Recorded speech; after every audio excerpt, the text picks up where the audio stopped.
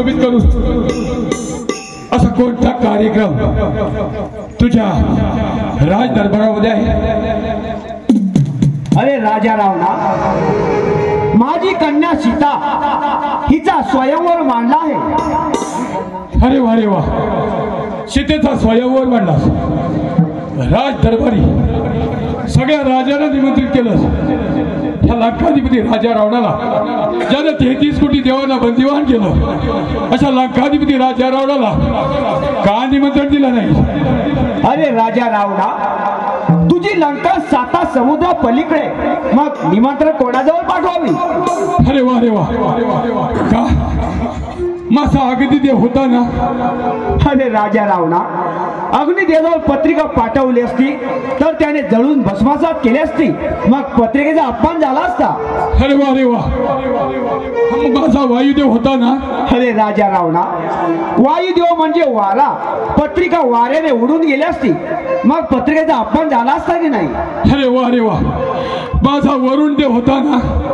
अरे राजा रावणा, अरे वरुण देव म्हणजे पाऊस, पत्रिका पावसाने भिजून गेली असती, मग आपला अपमान झाला असता की नाही? काही हरकत नाही। सीतेचा स्वयंवर मांडलास, त्याच्यामध्ये पण काय लावलायस? अरे राजा रावणा, परशुरामाच्या बाणाला जो कोणी तीर लावेल त्याच्यात सीता वरमाळा घालेल। अरे वा रे वा, परशुरामाच्या धनुष्याला जो कोणी तीर लावेल त्याच्या गळ्यात सीता वरमाळा घालेल, काही हरकत नाही।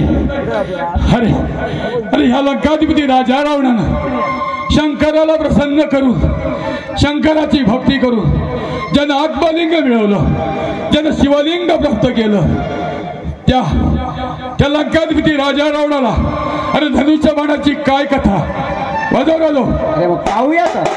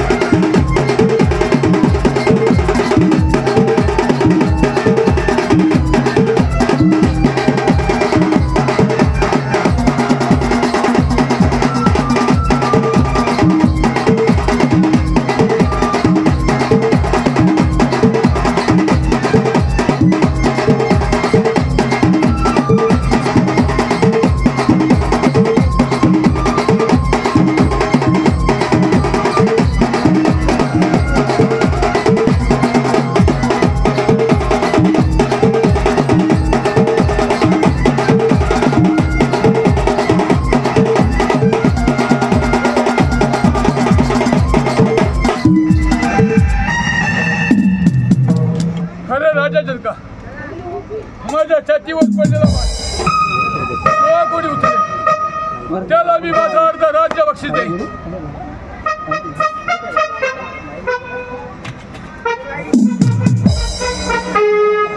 अरे दशरथाच्या करट्या माझ्या छातीवर पडलेला बाण पायाला उडवलास काय? अरे जर हाताला उडवला असतास तर माझा धाकटा बंधू तुला मी मारला असता. पण आता आता तुझी सीता लंकेला नाही तरच आवाजा राजाराम आहे. बजाव बजाव.